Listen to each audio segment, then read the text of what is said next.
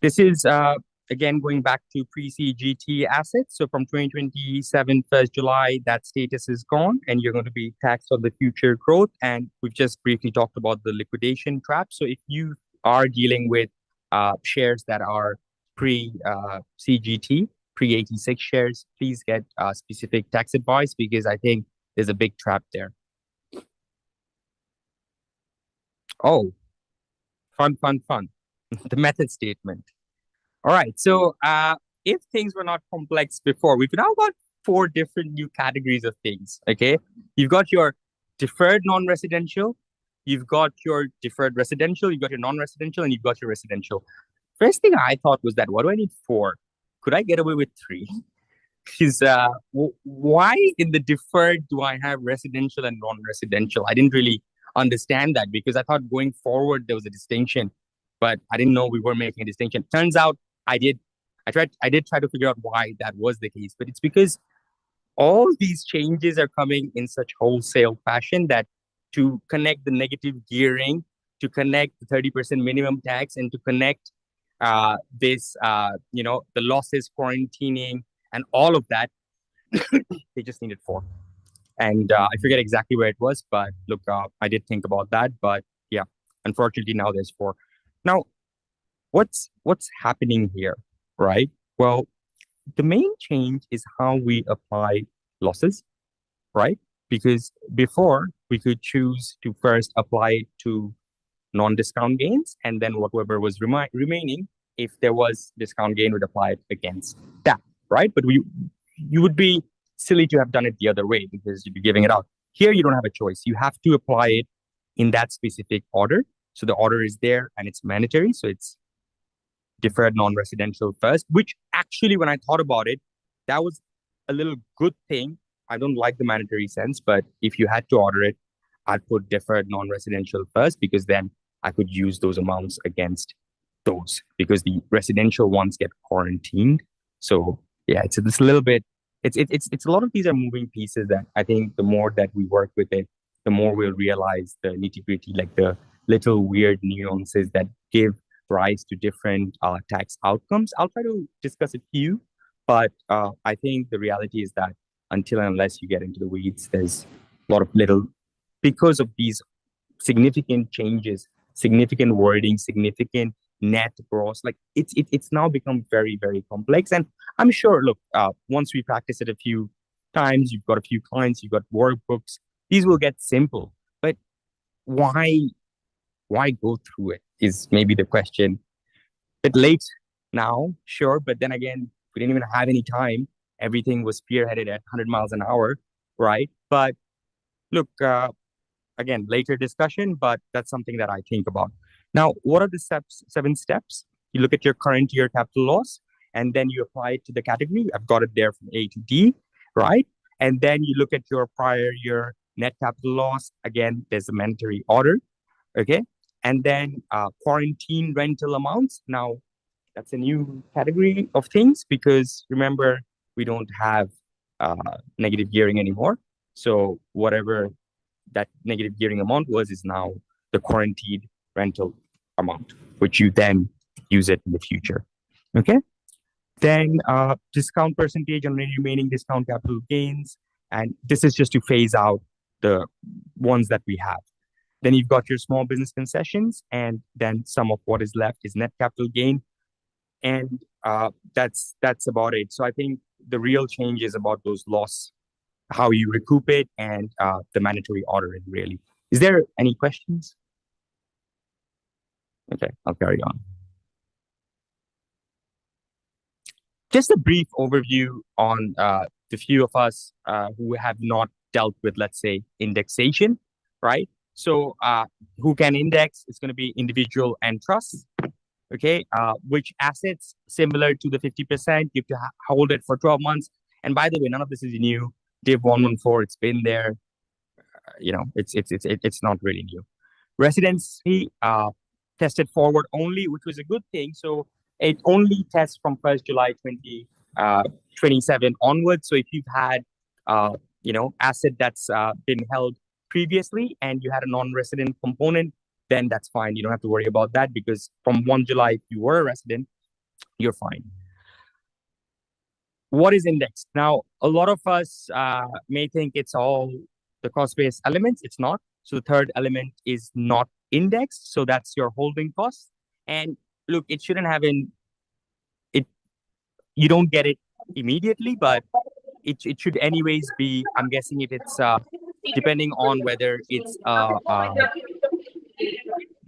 sorry, if it's what's the quarantine rental amount? Is the wording quarantine? Yeah, quarantine. Sorry, I'm just trying to get with the terminology. There's so many different wording going around. So if it was a quarantine rental amount, then you would have used it, I guess. Okay.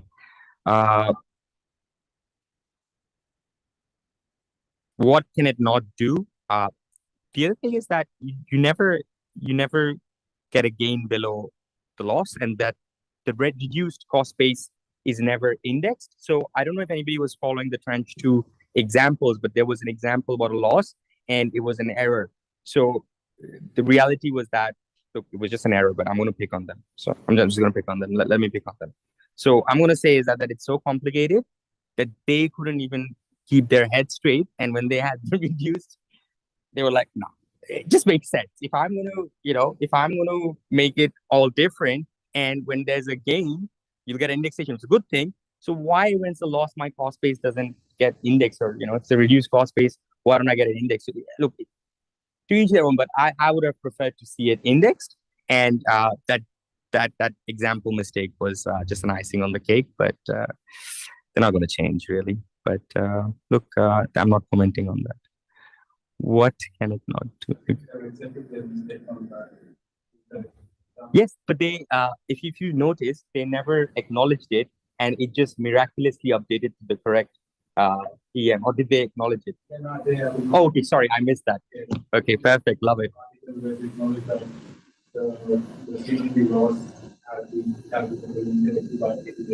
Yes. Well, again, it all came out on 1st of August. So we're doing this at live, like real time. So it's all happening, right? But it was fun to see an error. That keeps us like tax lawyers up at night, just hoping to see one of those errors, and like, yeah, I found it. I didn't find it though. I wish I did. All right, so 119 method statement. So I put it on the right in that little blue box there, right? So this div 119 is a new division, and that is to do squarely with that 30% minimum taxation. Okay, I'm going to play around with these slides for a second. Okay, I'm just going to go on here for a second, and I'll let you absorb this for a second.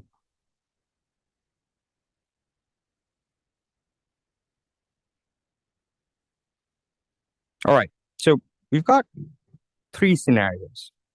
Somehow, scenario 3 is less tax. 1 and 2, not really. And with 1 and 2, because that's really where we want to look at, right? 3 is just to draw a distinction between, hey, if something is capital and ordinary, is there a difference? Well, yes, because we've got a 30% minimum tax. But putting that aside, what happens when I make a deduction? Let's say I do a super contribution. What? So you're telling me if I do a contribution and then I have a capital gain that year, then the way you calculate it, I'd have to pay top-up tax because, that 30% deduction is worth nothing. And then at the super level, I pay 15% tax more. Is that all that sound right? Sounds a bit not right, but work it out. I think you'll find that's actually correct. That now, if you have a capital gain in the year, don't do any deduction. If you've got uni kids, if you've got kids who are in uni, have a think about how do you actually sell when they don't have any other income and no other capital gain, right? Because if you actually wait, and look, I haven't thought of every mechanism. There's definitely ways to play around here, but there's definitely strategies to be had where you can try to think about gaming it. And if not, you can get negatively gained. Forget about positively trying to benefit it without understanding it. If you just made that deduction, let's say, you could have a bizarre outcome where you're negatively negatively affected. Remember that time where the ATO was saying, accidental mom and dad property developer? I'd love to be an accidental mom and dad property developer now. Everything on revenue, no 30% anywhere, right?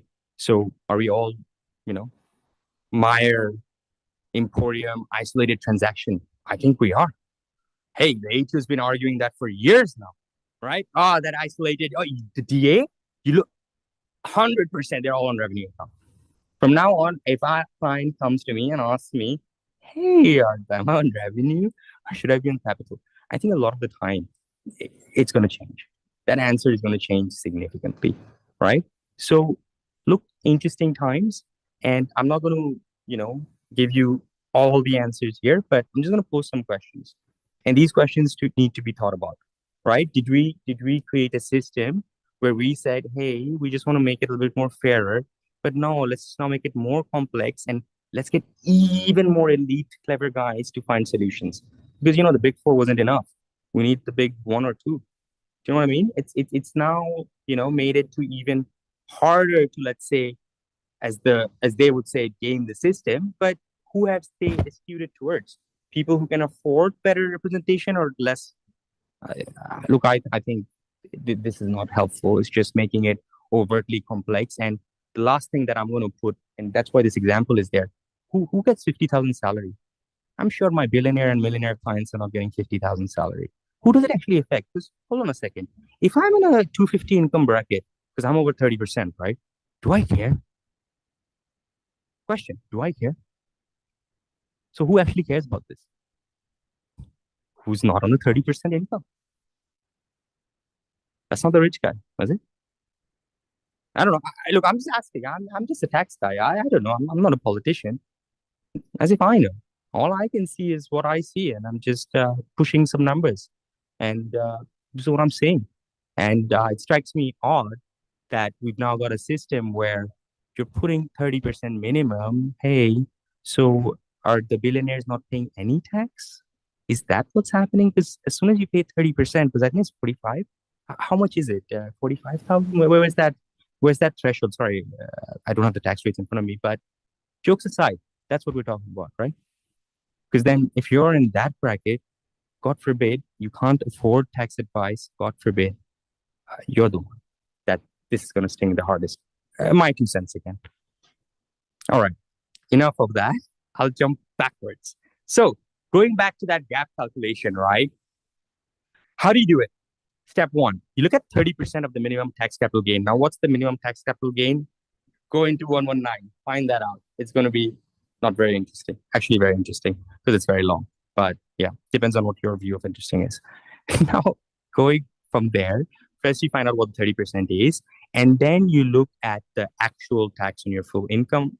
After that, you rerun. So let's say your tax is 100. You take that without the gain. So then whatever the difference is at step 4, again, when you do it, it'll make a lot of sense. And I'm sure we'll have workbooks, all of it will get done. But I just want to draw it out that this is another layer after your 102. So you're done with your 102 method statement. Back in the day, we're all happy we're done. Now, no, we have to then figure out if the individual beneficiary has, the individual taxpayer has actually paid at 30% marginal, not marginal, the 30% minimum tax rate. Okay.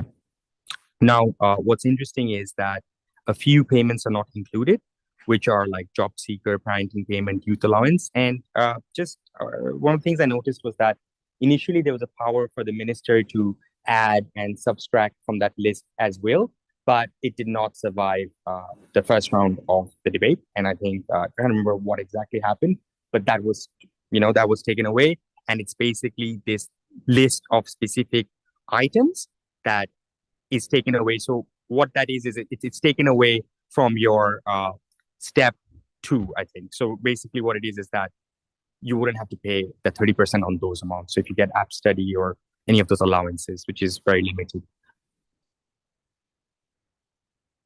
Is there any questions on this? All right, I'll continue. If anybody was thinking which are the instructions that do work, gift, conservation covenant, I'm not sure of that one, but yeah, look, those are the ones. And super no, interest, prepayment, agent fees, no, because that will again get added in.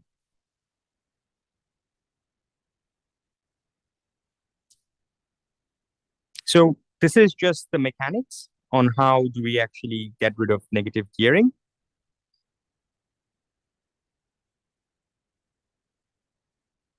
I'm just mindful of time, so I just might move forward. But was there any questions? I think we've discussed and canvassed this already, so I wouldn't go into any of these details unless anybody has a specific question. All good. Just before I do move on, just wanted to again highlight that time, 7:30, 12 May. So anything after that, negative gearing is gone. All right, tranche two for a little bit. Now, this is from the exposure draft, so it may change. This may not be what's legislated eventually, but this is what we have in front of us. You've got four basic cases, let's say, and only one is needed. You build brand new, you know, land, you build a brand new dwelling.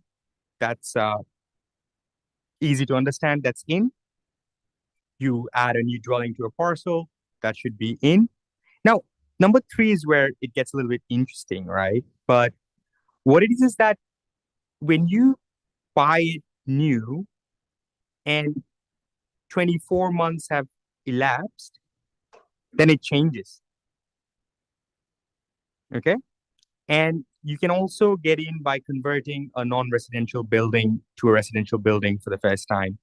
Look, it feels like a lot of this was taken or kind of rejigged from the GST provisions.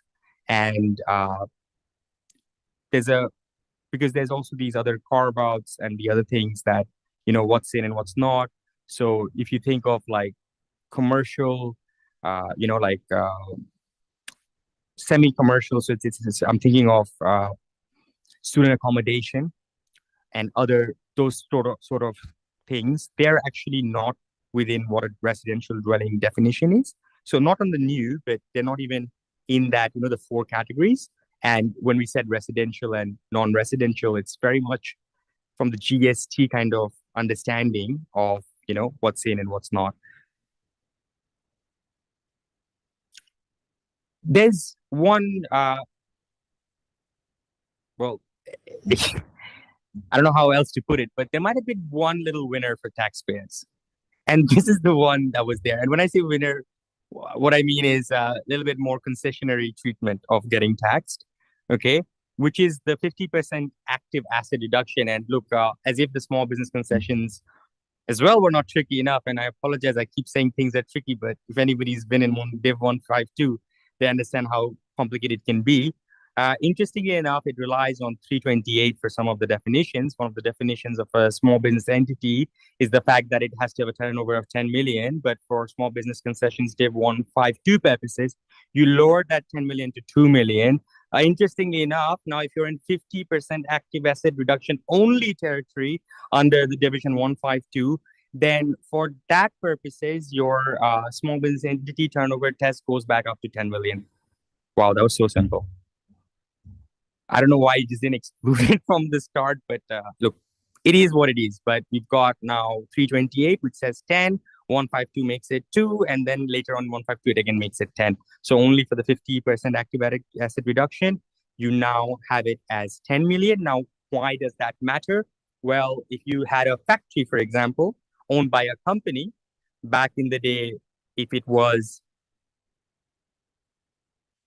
forget about being owned by a company, but say it's owned by a taxpayer. But back in the day, if your the business entity's turnover was over 2 million and their MNAV was because the property, the factory is worth 6 million over, they couldn't get in, but now they can get in, and which is pretty beneficial. You get the 50% discount. And the reason I backtracked from the company bit was it's how do you because you can get it out, but it's very difficult. I just recalled very quickly that with companies, there's a trap there where the small business concessions get trapped inside. So just be mindful. That's why I just recalibrated there. Yeah, so the valuation question we didn't really answer, right? And I know a lot of, I think I had a slide, but might have gotten deleted or something. But basically, what I would like to say about valuation is that there's no one size fit approach. It really depends on the quantum, I would say, because the reality is that there'll be two methods. Very soon, the minister will provide us a mechanism for calculating a value, right? Now, ideally you do both. You do that, and you also figure out what a soft, let's say, market valuation is, and then compare where the number. And I'm just trying to give you a practical outcome, not just saying go there and get the greatest valuation, because that's the right answer. The gold standard is you get a proper valuer who's a registered, like qualified valuer to value it. That's the gold standard, no doubt about it. But is that always necessary? Well, the answer will be on the facts of itself, right? How significant the asset is, what's the value increase where you've got a significant capital gain, you want to lock in that 50% discount. Yes, that would be something that you might want to value. And then even with and not might, again, the gold standard is you always value. And even with valuations, right, you do want to have it valued by a proper value registered valuer. Now, in my practice, I see a lot of valuation disputes, right? And jokes aside, in my view, valuation is sort of the dark arts, right? You can get three different valuers. I can get them all here and tell three different people. They'll give me three different numbers, okay? And they can be widely different, okay? So because of that, there's a risk, right? And I'll explain the risk, right? The risk is, in my view, twofold. One is that, hey, the valuation is incorrect. Sure, so you have a liability, but in usual practice, that liability only lasts, let's say, 4 years. Let's just say, because you'd always sell that asset, and let's say there's no fraud and evasion. You've done a shit valuation, whatever, right? But that should be enough for that 4 years to elapse, and you're done and dusted. Here, that 1st July, 30th June was a deemed valuation. There was no assessment. Your time is ticking. In 2035, you go then sell that asset, and if laws have not changed, guess what? That realization event happened on 1st July 2027, right? Where's the evidence? And then how do you do a retrospective valuation, right? Because the HO every day will sound, foul, which they're allowed to, right? Because depending on what happened next, you can't, take that into account. But depending on what happens next, chances are, it's going to make a difference, right? And the reality is, if people are following, property prices are down, down, down, not Coles, not Woolies, but property prices. Yes, Gavin. Do you think there's going to be a run on valuers for one client, so irrespective of formula proposed? That's question one. Question two is, what do you think the HO is? So I think let's start with your question two first, right? I think the HO's response is very clear. They have a very detailed guidance, especially for super funds in respect of market valuation, if anybody's read that, right? So I would think that would be their standard guidance, right? Because I'd like to go for the gold standard, right? And now the valuers that will start popping up, let's say, I wouldn't go to them. That's my personal view. I think the HO, your neighborhood valuer, the HO might find their valuation interesting, right? Because I've got an argument. My argument is, mate, we're deeming everything is getting disposed on. Do you know what the demand is on 30th June? Off the roof. Everybody wants it. You know what? The supplies is still the same. No extra, right? So I think every property price should be multiplied by 50%. Please don't quote me on this. This is obviously a joke, but you get it, right? So if you're literally saying it's deemed at that time that everybody wants to buy it, then why can't I then say that I'm a deemed hypothetical guy who wants to buy it, but hey, everything's deemed notional to be sold already, so I don't have any stock. Look, jokes aside, right? I think there's a big issue here. I'm obviously kidding, but there's a big issue here. And what is it going to be? I think sensible heads, me playing the muck, let's put that aside. But sensibly, I think it will be just a reasonable, it's such a big exercise. Everybody has to be reasonable. And the other thing that I fear is that is it an arbitrary, you got the short stick and now you're getting audited. Oh my God, everybody did the same thing, but sorry, mate, your turn. I need to look under the hood, and I'm gonna go very nasty, but everybody else gets a freebie because it wasn't their time. So look, I'm concerned that is the case, because what is the expectation? And that's where I would be very glad if the ATO actually gave us a list of expectations only in respect of this deemed disposal. I'm not, if they give it for everything, love it. But if not, and I think that's what that, because look, you have to be reasonable. You couldn't do it in a non-practical way, and you couldn't do it in an arbitrary basis. You've got rule of law. So how would it be that, I know you'd say that now, but it's just random and that's why it's not. Look, yeah, all of that. I think I would lose. I think the government would win, but still, we should try to be more fair and not limit ourselves. That's my view. Hope that answers your question. We got a question online here. Yeah. Darren, revert a question to the CGT deferred rules. For the deferred rules and minimum 30% tax capital gain, is there the availability to minimize your capital gain and limit that gain between pre-July 27 and post-July 27?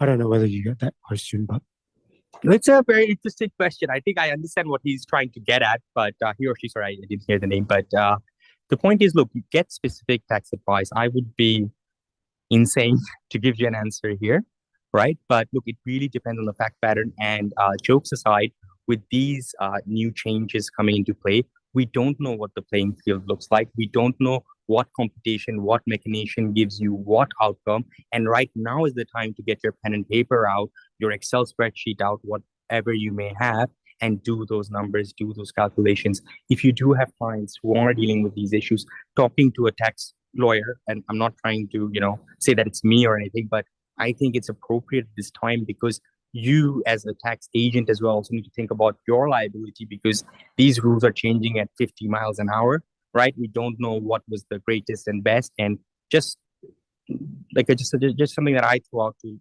accountants and tax agents all the time.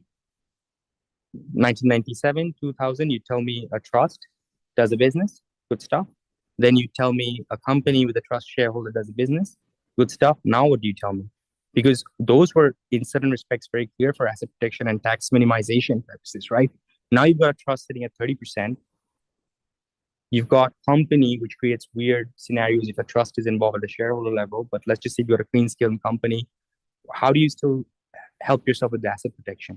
Because even if you're doing holdco, subco, 20co, if you are the ultimate shareholder and you get sued, asset protection is out the window, isn't it? So here now you're in this day and age where you've got a huge issue with asset protection and tax minimization, which wasn't the case before. Plus, you don't even know if this 30% tax on discretionary trust will come into play. Plus, they're saying they're going to legislate it after the elections in May 2028. So what are we saying here? That this 30% will come in after they get voted in, and because, Labour Party has such good track record in taking tax issues to the election, Bill Shorten prime example, and then winning, right?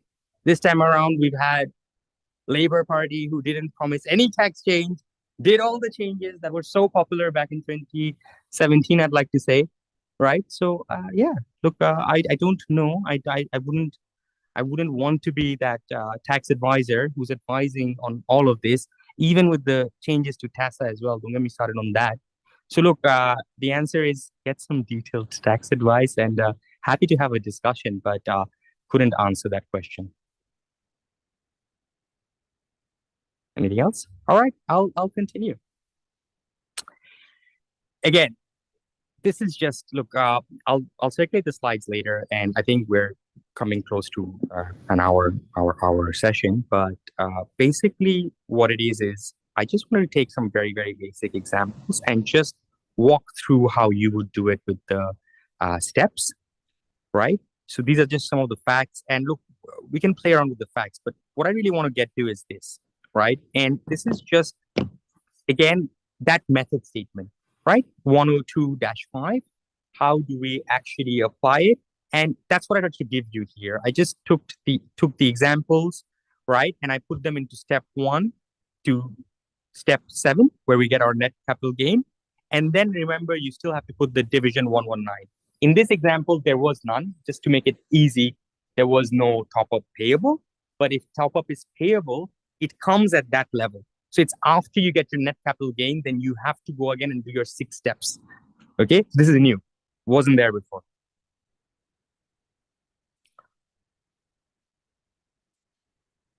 Then I've gone through a rental scenario, and again, basically work through the method statement, how we actually do it, and what the outcome is. I'm thinking I'm just going to skip over these because they're pretty detailed. And what would be the things?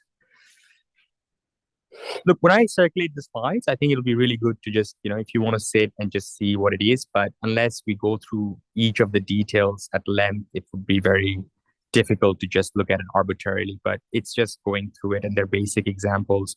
So you've got your quarantined amount, that's that negative gearing, and then you've taken everything out, and then you put it back in.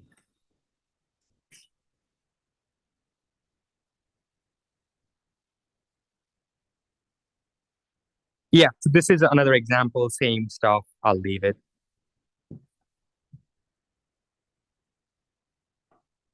This is just a checklist that I created. Maybe there's a lot of value talking about this as opposed to the examples, because this is something that, when you look at the things that if our clients were dealing with or they had similar assets or similar situations, that's what we'd look into. Now, obviously, you want to check whether or not you've got any pre-CGT assets, if that company is a pre-CGT company. And I think this one is the number one sleeper here. And look, the reason it's a sleeper is that it doesn't apply to everyone, right? But if you have a client who has a pre-CGT share, right, think 100 times now to sell it before, like do the mapping. No, I'm not saying you should sell it, but have a detailed think, right? Is it because pre-CGT status might give you such a significant outcome that it just might be worth doing that. Okay, so that's the one thing that I would say, that everything else, we can learn as we go and all that, but this one needs to be in front of mind, or else it's going to be a big problem, and not everybody's talking about it. Then residential investors, again, it's good so that we have a list of our grandfathered assets, like those pre-2009 div 7 loans, those pre-2009 loans that we keep quarantined and keep them aside. So it'd be nice to just look, I don't know what it look for your practice. I'm just giving some thought bubbles, but I would suggest that you from get-go have these categories and make sure that you understand what they are and which pool that they sit in. For trusts, it's watch that space. Jokes aside, watch that space. That is horrendous. And watch that space. Let's see what happens. But just on the method statement, and I keep wailing on about it, but one of the good things, and yes, there are some things that make sense, is that even for that 30% tax, it's looked at the beneficiary level. So you do apply it. So in a trust, so if we are talking about the 119 minimum taxation bit, if you've got a trust and you've got one beneficiary that can index it. Sorry, I'm talking about indexation. I apologize. I made a slip there, but I'm talking about indexation. So can a trust index an asset? This is post 1st July. It depends on whether or not there's one beneficiary that has access to the indexation. Then you would index it first. And then at the different beneficiary level who are not, so if a beneficiary is not able, because then let's say a non-resident, to get the indexation, then they get it added back, which is, it's sensible. Like, I know I'm just saying normal things now, but hey, tick mark, they did something sensible, but that was sensible. That's at the beneficiary level. Why? Compare that to 5 partners in a partnership. If you do that exercise, you'll realize why I'm saying that that's sensible, because For partners, it doesn't work that way, and they come up with a horrendous, like 150% tax rate. One advisor was telling me, but I haven't done that calc, but I think that's accurate. All right, 5 things to leave with. Sadly, it's long. Don't know, from May to July, it felt like I just had one sleep, and there's 200 different things that I have to think about, and I don't know what they are. So if you're, like one of the many advisors trying to understand these things, well, unfortunately it is, right? And look, the discount isn't dead. So there's obviously the opportunities of new resis and other things, and also the definition, because now what's a new residential dwelling is important. We've got some exposure draft, again, not law. That's not law yet. That's there. The ordering has changed. You've got the minimum 30%. I think that's about it. Do we have any questions? Online, but I'm not sure whether I got it right. Will the negative gear for existing investment property be unavailable after 30 June 2027? Sorry, could you repeat that? Will the negative gearing for existing investment property be unavailable for after 30 June 2027? Yeah, so it's not 30 June 2027. Good question. I think the date is 12th May 2026, 7:30 p.m. So if you sign a contract prior to 7:30 p.m. 12th May 2026, that's budget night, right? Then you get negative gearing. If it's post-budget night, you don't get negative gearing. That's the cutoff. It's not June, not 30 June. Only for existing investment property. Sorry, yes, for existing. If it's new, then you can opt in. Yes, sorry, I was only referring to the existing one, yes. Is there any other questions?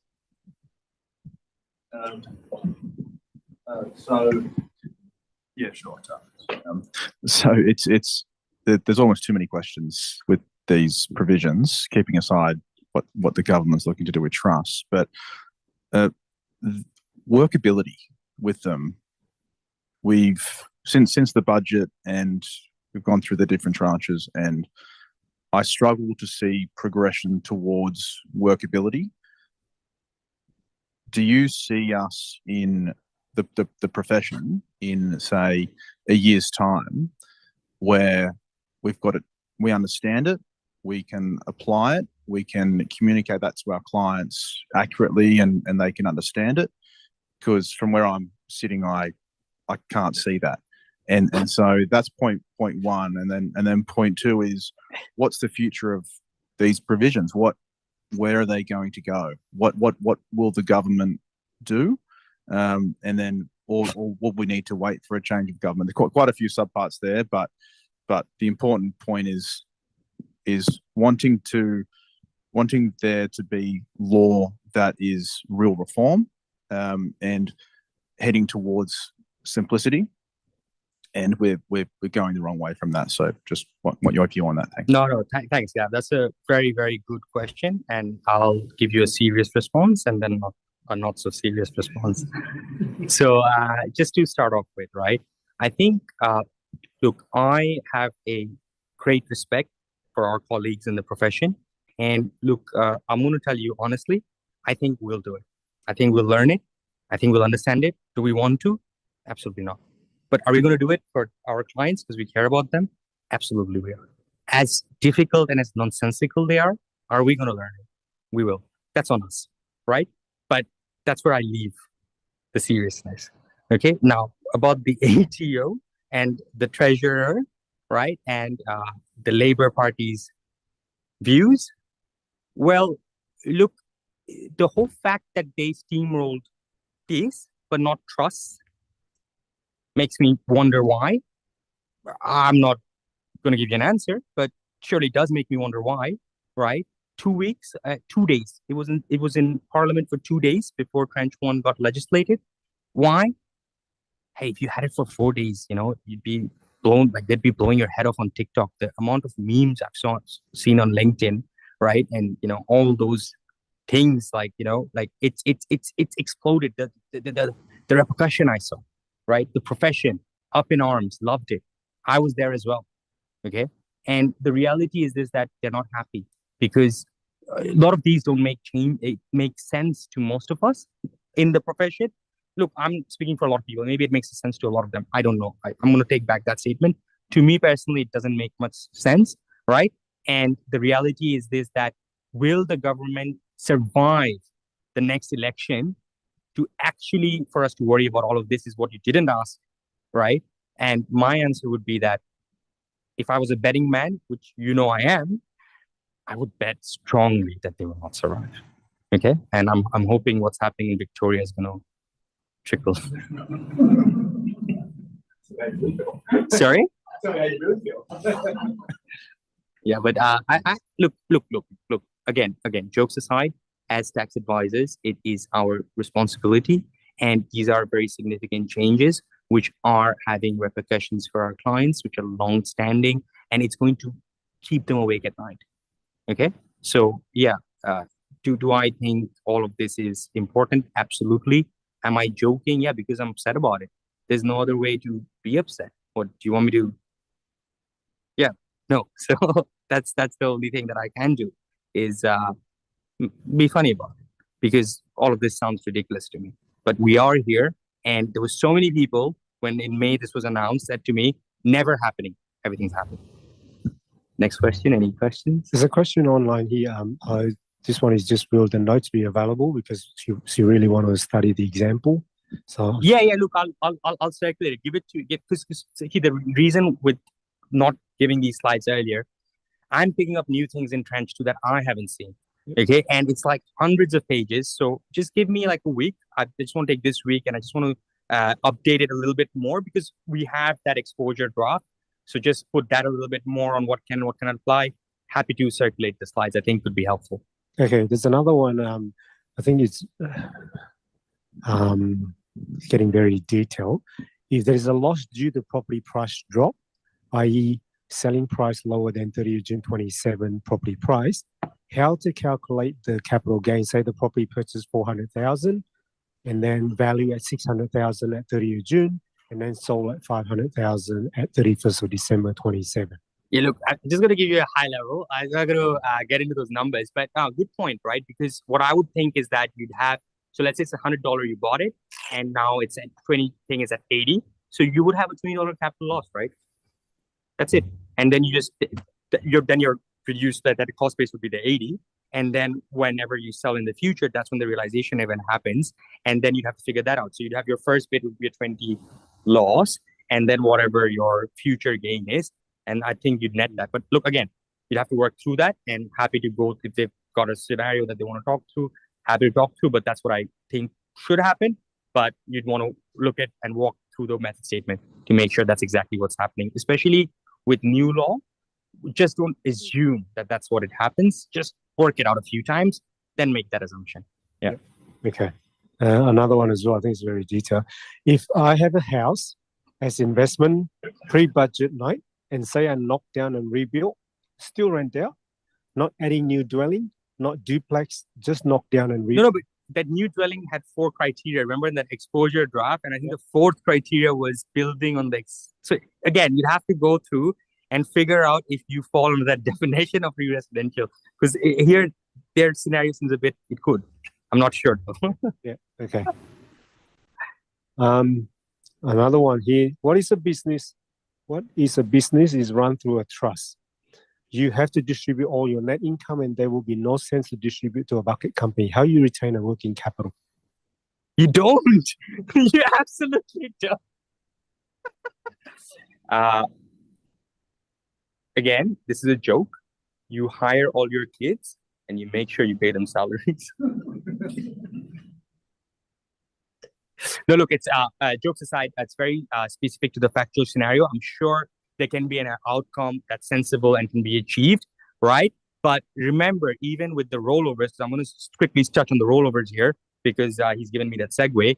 But basically, even with the rollovers that the government is proposing, the issue there is that it would not extend to duty, right? And there are states where business assets are dutiable property. So when you would have that transaction of a rollover, right, your CGT and your income tax, let's say, gets rolled over, so there's no CGT, but you'd still have your duty. So answering his question, is there an easy answer that fits all? No. They may need to consider whether it's appropriate for them if they want to keep retained capital as retained earning as working capital, to actually roll it over, if it makes sense, to a corporate structure, and then they could do that. Okay, but then asset protection might be gone out the window. Who knows? Simpler, practical question. I think you noted that people should start getting valuations today, even though the test point is 30 June 2027. What's the benefit in getting one today when the test point is then, and it might be superseded? Yeah, it's a very good question. I think the answer is that don't do it. So just now. wait until Correct. So it's then or after, right? Because see, again, the other answer that might be really appropriate for most clients, right? Wait and see, right? Because if the government's given us a good apportionment methodology, which is fair and reasonable, and it doesn't make sense to pay $5,000 or whatever, I'm just quoting a number. I don't know what the valuation figure is, but if you don't want to pay that, it might be that you just adopt that and go forward with it, because you still get indexation. Let's just say it's a, normal individual owning a residential premises, whatnot, investment asset. You should still get your indexation, which should roughly give you a decent outcome. I don't know if it's going to be as good, but it wouldn't be as, bad. So it just might be, for most of our clients, making sure we're not blowing, whatever little money that they earn, and we keep that reasonable. So I think it's really on us advisors to, and again, there's a risk that we wear, that what if it's a wrong call? But look, this is the lay of the land. Thanks. Okay, there's another one here. If a divorced couple own investment property and one spouse transfers their share to the other spouse, what are the CGT, stamp duty, and negative gearing consequences under the new rules? Well, 126G, isn't it? 126G rollover should apply. There's a Sandini case. So it really depends on who's receiving it. But if you satisfy the mechanisms of the rollover, I don't think there's any change. So I think you're fine on that. I think, again, look, I've just thought of, again, there's 500 new scenarios. It's not come up. Not one client has come up to me and said, I want to use this yet. Not yet. So it's happening. After 1 July 2027, we'll know these answers. But that's what I assume. So don't quote. Sorry? So there's a disclaimer there. Always go back to my second slide. If in doubt, read my second slide. All the disclaimers are there. Anything else?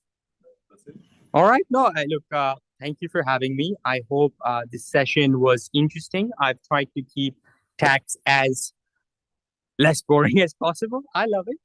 I think you should love it too, for the right reasons. Not to line up your pockets with deductions, but for the right reasons. Okay. All right. So thanks, Ada, for your time, expertise, right? And your valuable contribution. Always appreciate it. If any one of you have any further question, I'm sure Ada will stick around for a little while. Or if you want to contact him directly, that's his contact detail on the screen there. You can send him an email, or you can have a discussion with him. And I'm sure he'll be very happy to help you and your client further. Thank you once again for coming tonight. We had a full house today. I think must be the topic. This is like after how many years we've got a full house. So it's a good topic to discuss. And thanks for all your support, and thanks for coming out tonight. Thanks, Sophie, for introducing Ada and Gavin to us as speaker for City Taxation Discussion Group as well. And I think one thing that I learned from today's session is, please next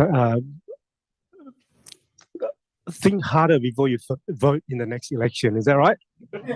Thanks, guys. See you guys next month.